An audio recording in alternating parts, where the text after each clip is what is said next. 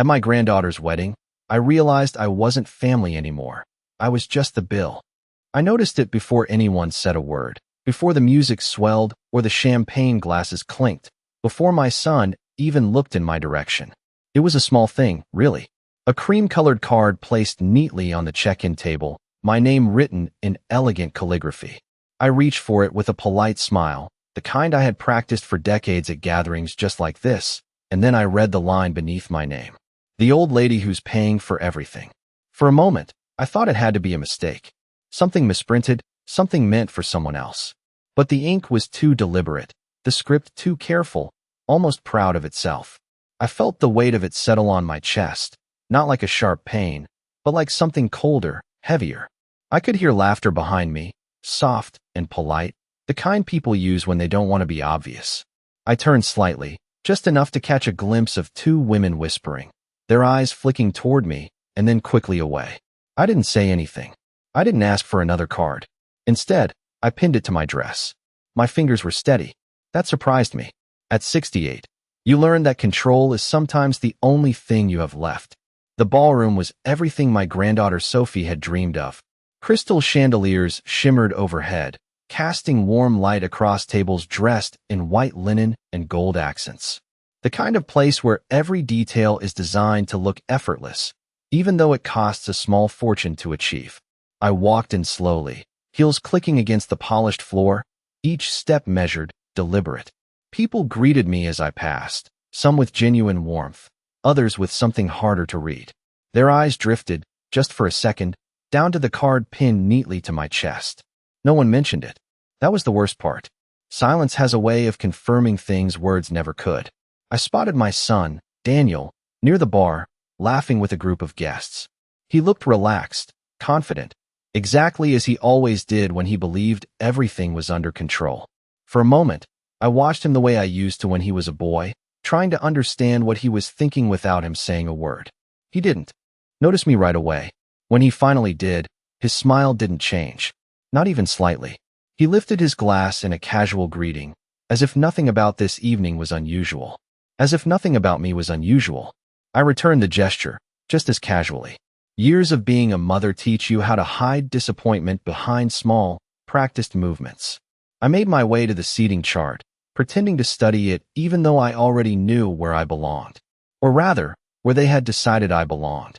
A table near the back, close enough to be present, far enough to be forgotten. It didn't matter. I had learned long ago that placement is rarely about logistics. It's about intention. As I stood there, I caught a reflection of myself in the mirrored wall behind the display.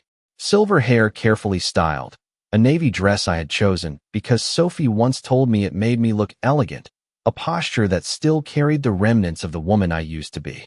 And then there was the card. Bright. Impossible to ignore. I tilted my head slightly, studying the image as if it belonged to someone else. I didn't look humiliated. I didn't look angry. If anything, I looked composed. That, I realized, was what they were counting on. That I would absorb it. That I would smile and sit and pay and leave without ever making them uncomfortable. A waiter passed by with a tray of champagne, and I took a glass without hesitation. The cool stem felt solid in my hand, grounding. I took a small sip, letting the bubbles settle before swallowing. Across the room, I saw Pamela, my daughter-in-law, leaning toward a group of guests, her smile wide, her laughter just a touch too loud. She looked radiant, perfectly at ease, as if she were hosting not just a wedding, but a performance. Our eyes met for a brief moment. She didn't look away. She didn't need to. There was something in her expression, something subtle but unmistakable, that told me everything I needed to know. This wasn't a mistake. This was deliberate, carefully planned. I smiled back at her, not warmly, not coldly, just enough to acknowledge that I understood. Then I turned away and walked deeper into the room, the soft music rising around me, the conversations blending into a gentle hum. I moved through it all, like I had done countless times before, greeting people, accepting compliments, playing my part. But something had shifted, not in the room, in me. Because as I stood there, surrounded by elegance and celebration, one thought settled into place with perfect clarity. If they believed I was here just to pay for everything, then they had already underestimated me. And that was their first mistake. I took my seat exactly where they had placed me, at the edge of the room where the music sounded softer and the laughter felt distant, as if it belonged to another world entirely. And I smoothed my dress before sitting down, placing my clutch neatly on the table, as though everything about this evening was precisely as it should be, because that is what dignity looks like when no one else is offering you any. And across from me a couple I did not recognize smiled politely, their eyes flicking for just a second to the card pinned to my chest before returning to their glasses, pretending not to notice, pretending not to understand, and I gave them the same courtesy, because sometimes silence is a mutual agreement to avoid discomfort, even when that discomfort is sitting right in front of you. And I folded my hands lightly in my lap, listening to the soft clinking of silverware and the low murmur of conversation, letting the rhythm of the room settle around me while I observed, because I have learned that people reveal far more when they believe you are not paying attention. And it did not take long. A woman at the neighboring table leaned in toward her companion, her voice low but not low enough, and I heard the words "she paid for all of this," followed by a quiet laugh that carried just enough edge to make its meaning clear, and I did not turn my head. I did not react. I simply let the words pass through me like a cold draft through an open door, because reacting would have given them something they did not deserve. And instead I reached for the water glass in front of me, taking a small sip, steady, controlled, as if I were simply another guest enjoying a beautiful evening. And then I heard Pamela's voice, bright and effortless, drifting across the room as she spoke to a small group near the dance floor. "We could not have done any of this without a little help," she said, her tone light, almost playful, and there was a pause, a carefully timed one, before she added, "Family support is everything." And I did not need to see her expression to know exactly where her eyes were directed, because I could feel it, that subtle shift in the air when attention is being guided, when a narrative is being shaped, and a few heads turned, not openly, not boldly, but just enough, just a glance, just a confirmation, and I remained exactly where I was, my posture straight, my expression calm, as though I were untouched by any of it, because the truth is, I was not untouched. I was simply choosing where to place that feeling, storing it carefully, the way one might set aside something valuable for later use. And I thought about the checks I had written over the past year, the deposits, the quiet conversations with vendors, the reassurances I had given when budgets stretched and expectations grew. I thought about the way Pamela had smiled then too, grateful, gracious, calling me generous, calling me family, and how easily those words had shifted tonight into something else entirely, something transactional, something that reduced years of love and support into a single, dismissive label pinned to my chest. And I let out a slow breath, not heavy, not dramatic, just enough to steady myself. Because this was not the moment to feel, this was the moment to understand. And as the lights dimmed slightly and the music began to swell, signaling the start of the evening's formalities, I lifted my gaze toward the center of the room, where Sophie stood radiant in her gown, her smile bright and genuine, untouched by whatever currents were moving beneath the surface of this celebration.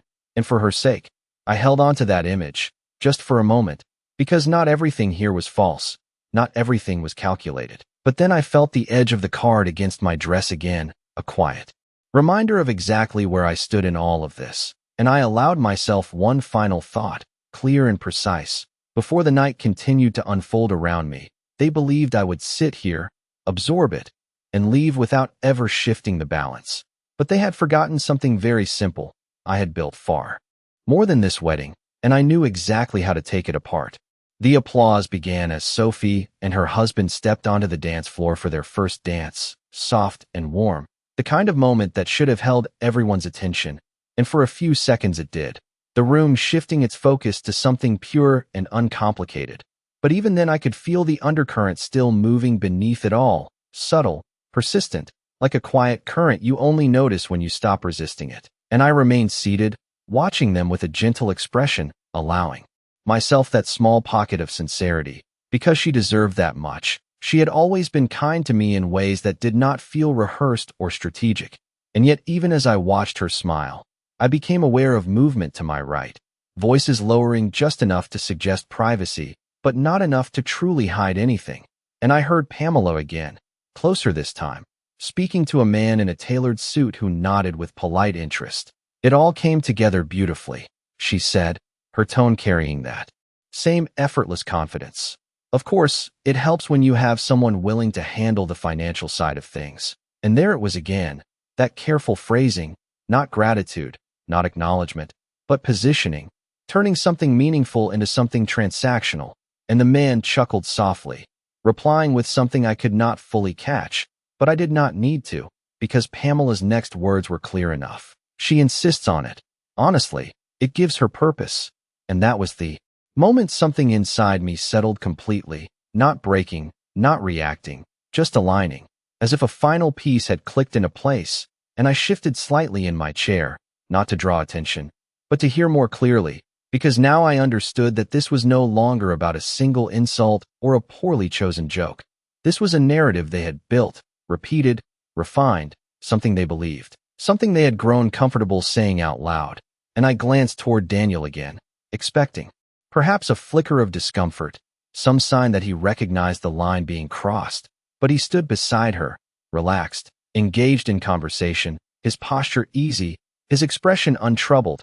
And when Pamela reached out to lightly touch his arm as she spoke, he did not pull away, he did not correct her, he simply smiled. And that told me more than any words could have, because silence, especially from someone who should know better, is never neutral. It is agreement. It is permission. And I let that realization sit with me, not as a wound, but as information, valuable, clarifying information. And I reached for my glass again, this time not drinking, just holding it, feeling the cool condensation against my fingers as I watched the room continue to celebrate, the music rising slightly, conversations weaving together, servers moving gracefully between tables, everything functioning exactly as it was designed to, efficient, polished, seamless. And I realized that was the problem. Everything here had been designed, curated, including the role they had assigned to me. And for a long time, I had accepted that role without question, believing that giving was the same as belonging, that support was the same as being valued. But tonight had removed any ambiguity, any illusion I might have still held. And as the dance ended and the applause returned, louder this time, I placed my glass back on the table with quiet precision, my decision already forming, not out of anger, not out of hurt, but out of clarity, because once you see something for what it truly is, you cannot pretend otherwise. And as Pamela turned slightly, scanning the room with that same practiced smile, her eyes landing briefly on me before moving on, I allowed myself the smallest shift in expression, not enough for anyone else to notice, but enough for me to feel, a subtle tightening, a quiet resolve, because they believed they had already defined my place in this family. They believed the story was already written, but they had overlooked one very important detail. I was the one who had been writing it all along. The speeches began shortly after the music softened, a gentle clinking of glasses drawing attention toward the center of the room, and I watched as Daniel stepped forward first, adjusting his jacket with a confidence that suggested he had practiced this moment, his voice warm, steady, filled with the kind of pride a father carries on a day like this. And for a moment, just a moment, I allowed myself to listen without expectation, to hear only the words and not what might be hidden beneath them. He spoke about Sophie's childhood, about her kindness, her determination, the way she had always brought light into every room she entered, and I nodded slightly, because that part was true. That part had always been true. But then his tone shifted, subtle, almost unnoticeable to anyone who was not listening carefully. And of course, he continued, smiling as he gestured lightly toward Pamela, none of this would have been possible without the incredible planning and dedication of my wife. And the room responded with polite applause, appreciative, expected, and Pamela dipped her head just enough to appear modest, just enough to accept the recognition without seeming to seek it. And I felt no surprise, not anymore. Only a quiet acknowledgement of how consistently the narrative was being reinforced, how carefully each piece was placed exactly where it needed to be. And then Daniel laughed softly, as if sharing an inside joke with the room. Weddings are not exactly inexpensive, as you all know, he added, and there were a few scattered chuckles, the kind that ripple lightly through a crowd. And he continued, but when you have people who believe in family, who are willing to support something like this, it makes all the difference.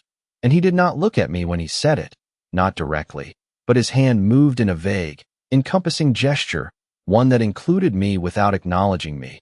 And I could feel the shift again, the subtle turning of heads, the quiet confirmation of what had already been implied throughout the evening, and I sat perfectly still, my hands resting calmly in my lap, my expression unchanged, because reacting now would only serve their version of the story, and I had no intention of playing that role any longer. And as the applause rose once more, I noticed something else, something smaller but far more telling. The way Pamela leaned slightly closer to Daniel as he stepped back, her smile tightening for just a fraction of a second before returning to its polished form, as if she were checking, confirming, ensuring that everything was unfolding exactly as planned. And that was when the memory surfaced, uninvited but precise. A conversation from months earlier, when budgets had first been discussed, when concerns had been raised about costs, and I had offered, quietly, without condition, to take care of what was needed. I remembered the relief in Daniel's voice, the gratitude in Pamela's eyes, the way she had reached for my hand and called me generous, called me family, and I remembered how easily I had believed it, how natural it had felt to give without question, because that is what you do when you love people. You support them, you show up for them, you make their important moments possible. And yet sitting here now, listening to the applause fade and the music begin to rise again, I understood something I had not allowed myself to see before. Generosity, when it is taken for granted, stops being seen as kindness and starts being expected as obligation. And once it becomes an expectation, it can be reshaped, redefined, reduced to something smaller, something easier to dismiss. And I let that thought settle, not as regret, but as clarity, because regret looks backward, and I was no longer interested in what had already been given. I was interested in what would happen next. And as the evening continued, guests returning to their conversations, the band picking up tempo, the energy of the room lifting once more, I adjusted the card on my dress, just slightly, aligning it so that it sat perfectly straight, perfectly visible, and I allowed myself a single, quiet realization. If they wanted everyone to see who was paying for everything, then I would make sure they also saw who decided what everything was worth. The music grew louder after the speeches, the band shifting into something upbeat that pulled people toward the dance floor, laughter rising again as if nothing of importance had just been said, as if words did not have weight, as if meaning could simply dissolve into celebration. And I remained seated for a moment longer, watching the movement of the room with quiet attention, noticing how easily people returned to comfort once the formalities were over, how quickly discomfort was smoothed away when it was no longer being spoken out loud. And I let my gaze move slowly across the tables, the floral arrangements, the flicker of candlelight reflecting against glass and polished silver, all of it carefully chosen, carefully paid for.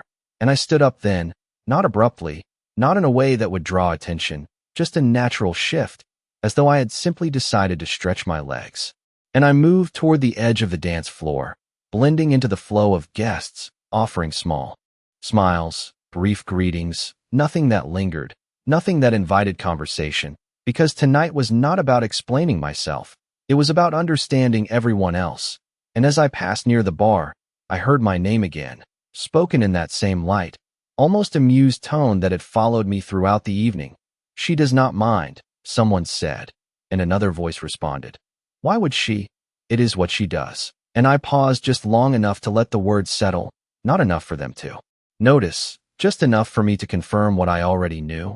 And I continued walking, my steps steady, my expression unchanged, because there is a certain clarity that comes when assumptions are no longer hidden, when people stop pretending to be anything other than what they are. And I reached the far side of the room where the lighting was softer, the noise slightly muted, and I allowed myself a moment to stand still, to breathe, to feel the full weight of everything that had led to this point. Not just tonight, but the years before it, the holidays I had hosted, the expenses I had quietly covered, the small sacrifices that had never been acknowledged because they had always been expected. And I remembered writing the final check for this wedding, sitting at my kitchen table, reviewing the numbers, making sure everything aligned, telling myself that it was worth it because it would bring the family together, because it would create something beautiful, something meaningful. And I almost smiled at the memory, not with bitterness, but with recognition, because I could see now how easily intention can be reshaped by those who benefit from it. and how quickly generosity can be rewritten into obligation when it is convenient to do so. And I reached up then, lightly touching the edge of the card on my dress, feeling the paper beneath my fingers, smooth, deliberate, and I adjusted it again, ensuring it remained visible, not because I accepted it, but because I wanted it seen, fully, clearly, without confusion. And as I lowered my hand, I noticed a familiar figure approaching from across the room, moving with purpose but without urgency, his expression composed, observant, and it took only a second for recognition to settle in. Martin Reynolds, my late husband's attorney, a man who had always carried himself with quiet precision, and as he drew closer, his eyes moved briefly to the card, then back to my face, and there was something in that glance, something measured, something knowing, that told me he understood far more than anyone else in this room. And he stopped just a few feet away, offering a polite nod, not drawing attention, not interrupting the flow of the evening, just positioning himself within it. And I met his gaze with the same calm composure I had carried all night, because whatever came next did not require urgency. It required timing. And for the first time since I had walked into this room, I felt something shift in my favor, not visibly, not dramatically, but unmistakably, like the quiet turning of a key in a lock that had been waiting to open. Martin did not speak immediately, and I appreciated that about him. The way he understood that some moments did not need to be rushed, that timing could carry more weight than words, and he stood beside me just long enough for it to feel natural, as though we had simply found ourselves in the same corner of the room by coincidence, watching the same dance, listening to the same music, and then, without looking directly at me, he said quietly, "Your husband would not have liked this," and the statement settled between us with a kind of calm certainty that did not require explanation, and I let out a small breath, not of relief, but of acknowledgement, because hearing someone else recognize what I had already seen did not change the reality, but it confirmed it, and I turned my head slightly toward him, keeping my expression composed. "No," I replied, my voice even. "He would not have," and Martin nodded once, his gaze still directed toward the room, as if he were observing something larger than just the people in it. And after a brief pause, he reached into the inside pocket of his jacket, not in a dramatic way, not in a way that would draw attention, just a simple, practiced motion, and he withdrew a small envelope, plain, unmarked, the kind of thing that could easily go unnoticed in a setting like this, and he held it at his side for a moment before offering it to me with a subtle shift of his hand. "He asked me to give this to you only if it became necessary," he said, his tone steady, measured, and I felt something in those words, not surprise, not shock, but a quiet recognition of my husband's foresight, because he had always been the kind of man who planned not just for what was likely, but for what was possible, and I accepted the envelope without hesitation, my fingers closing around it with the same steady control I had maintained all evening. And for a moment, I did not open it. I simply held it, feeling its weight, considering the fact that whatever was inside had been placed there with intention, with care, long before this night had ever taken shape. And then, slowly, I slid my thumb beneath the flap and opened it just enough to see the contents. A folded document, official in its appearance, precise in its formatting, and I did not need to read every line to understand its significance, because certain phrases stood out immediately, clear, unmistakable, language that spoke of conditions, of inheritance, of consequences tied not to time, but to behavior. And I closed the envelope again, just as calmly as I had opened it, because this was not the moment to study it in detail. This was the moment to understand what it meant, and I lifted my eyes back toward the room, where the celebration continued uninterrupted, where laughter still flowed, where glasses were raised and conversations carried on as if nothing had shifted. And yet everything had, because now I knew something they did not, something that altered the balance in a way they could not yet see. And Martin finally looked at me directly, his expression unchanged, but his eyes sharp, attentive. "You always have a choice," he said quietly, and I held his gaze for a brief moment before nodding, because that was the truth of it. Not that I had been powerless before, but that I had chosen not to exercise that power, and choice, once recognized, cannot be undone. And as he stepped away, blending back into the crowd with the same ease he had arrived, I slipped the envelope into my clutch, securing it with a small, deliberate motion, and I straightened slightly, adjusting my posture, not out of habit this time, but out of awareness, because the role they had assigned to me no longer applied, not in the way they believed. And as I looked out over the room once more, taking in every detail, every carefully constructed moment of this evening, I felt no urgency, no need to act immediately, because the most effective decisions are rarely made in haste, and I allowed myself one quiet, steady thought. They believed this night belonged to them, but they had forgotten who had made it possible, and more importantly, who still controlled what came next. The envelope rested quietly in my clutch as I moved back toward the center of the room, not with urgency, not with purpose that anyone could see, just a slow, measured return to the place where everything appeared to be unfolding exactly as it should, and I let my eyes adjust again to the brightness, the movement, the carefully orchestrated joy that filled the space. Because now I was no longer observing as someone trying to understand what was happening. I was observing as someone who already knew, and that changed everything. The way people spoke, the way they looked at one another, the small pauses between sentences, the assumptions that slipped through when they believed they were safe, and I allowed myself to drift closer to a group near the dance floor, where Pamela stood with two women I recognized from earlier, their laughter light, but edged with something sharper, something practiced, and I did not interrupt. I simply stood within earshot, close enough to be included, distant enough to be ignored, and Pamela continued speaking as if I were not there. It was a lot to coordinate, she said, her tone almost proud. But when someone is willing to cover the costs, you can focus on making everything perfect. And one of the women smiled, tilting her head slightly. That must take a lot of pressure off, she replied, and Pamela laughed softly. You have no idea. And there was a brief pause before she added, lowering her voice just enough to suggest discretion. She likes feeling needed. It keeps things simple. And the words were delivered so casually, so effortlessly, as if they were not reducing a lifetime of care into something convenient, something manageable, and I stood there, still, letting each word settle without resistance. Because resistance would have been wasted here. This was not the place for correction. This was the place for confirmation.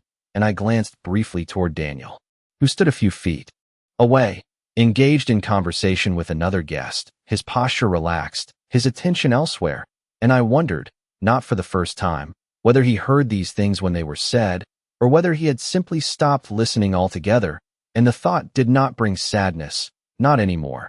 It brought clarity, the kind that removes expectation entirely, and I shifted slightly, stepping just close enough for Pamela to finally notice me, her expression flickering for a fraction of a second, before settling back into that polished smile. Margaret, she said, her voice bright, composed. Are you enjoying the evening? And I met her gaze evenly, allowing just a small, polite smile to form. It is exactly what I expected. I replied, my tone calm, measured, and something in her eyes changed, not dramatically, not in a way anyone else would notice, but enough to suggest that my answer had not landed the way she anticipated, and she let out a soft laugh, brushing it aside. I am glad to hear that, she said, already turning slightly back toward her conversation, already moving on, because to her, this moment required no further attention, no deeper understanding, and I let her. I stepped back just as easily, just as quietly, allowing the space between us to return to what it had been before, because there was no need to push, no need to challenge. Not yet. And as I moved away, I reached into my clutch, my fingers brushing against the envelope again, a steady, reassuring presence. And I considered the difference between what they believed and what was true, the distance between assumption and reality, and how easily that distance could be closed, not with anger, not with confrontation, but with something far more precise. And as the music shifted once more and the energy of the room continued to rise, I allowed myself a single, quiet decision, not spoken, not visible, but fully formed. I would let them continue exactly as they were, let them speak, let them reveal, let them believe they were in control, because the more comfortable they became, the more clearly everything would align. And when the moment came, it would not require explanation. It would require only one simple truth placed in the right light, and I was very good at choosing the right moment. The night continued to build around me, louder now, brighter, The band carrying the room into that effortless rhythm where people stop thinking and simply follow what feels good. And I watched as glasses were raised again, as conversations overlapped and laughter filled the spaces between, everything moving exactly as it was meant to. And that was when I noticed the master of ceremonies stepping toward the microphone once more, his voice smooth, practiced, calling for attention with just enough charm to gather the room without forcing it, and one by one, heads turned, conversations softened, and the focus shifted back to the center, where moments were meant to be shared, where meaning was meant to be created, and I felt it then, that quiet opening, not announced, not obvious, but present, the kind of moment that only reveals itself if you are paying attention, and I stepped forward before I allowed myself to reconsider, not quickly, not dramatically, just a natural movement, as though I had every right to be there, which I did, and I approached.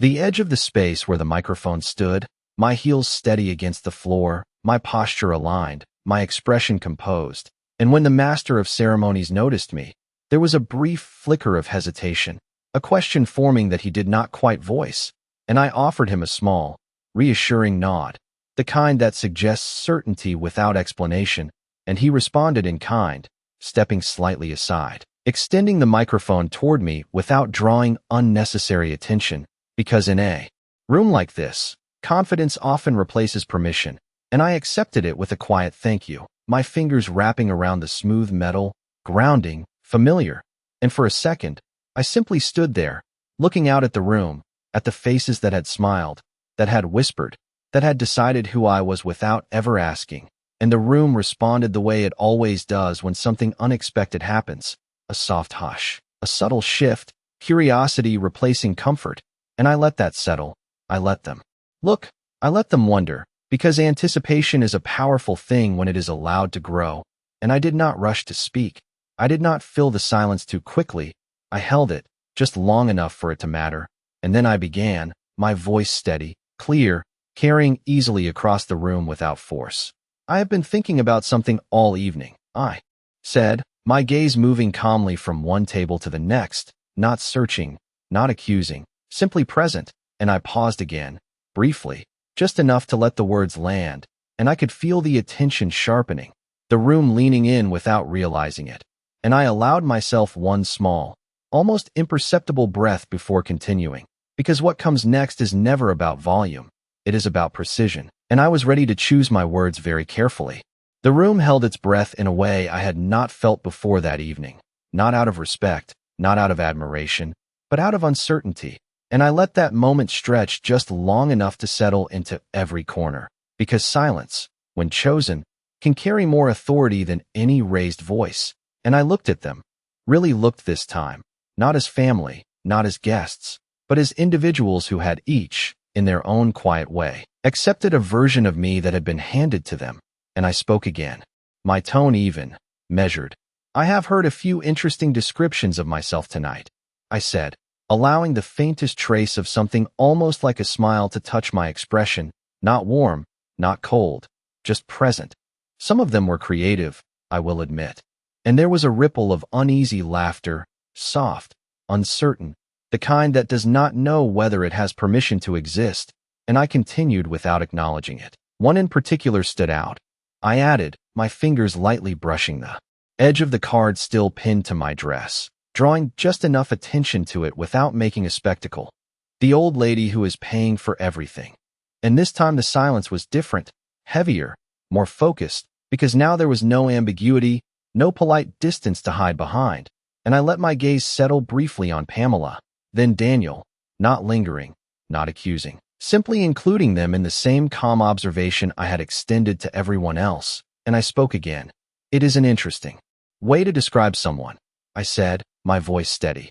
It reduces a lifetime into a single function, simplifies something complex into something convenient, and I paused, just for a moment, allowing the weight of that thought to land where it needed to, and then I reached into my clutch with a slow, deliberate motion, withdrawing the envelope Martin had given me, holding it lightly in one hand as if it were nothing more than a simple piece of paper, and I continued.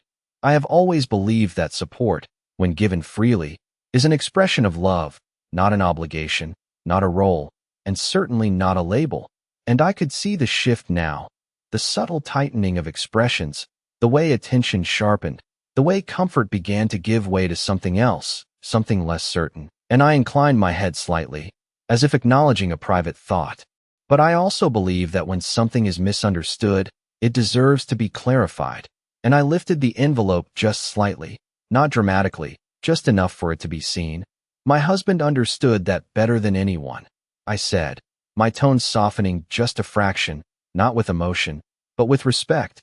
Before he passed, he made certain arrangements, not out of suspicion, but out of care, to ensure that what we built together would be treated with the same respect it was created with. And I let that settle, watching as the room absorbed the implication without fully grasping it yet. And then I finished, my voice calm, precise, leaving no room for confusion.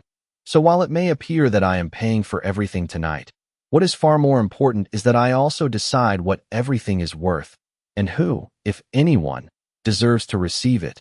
And I lowered the envelope back toward my side, not with finality, not with force, just with quiet certainty. And I met their eyes one last time, not seeking reaction, not needing it, because the shift had already happened, the balance had already moved, and for the first time that evening, I did not feel observed or defined or reduced. I felt understood in exactly the way they had not intended, and that was more than enough.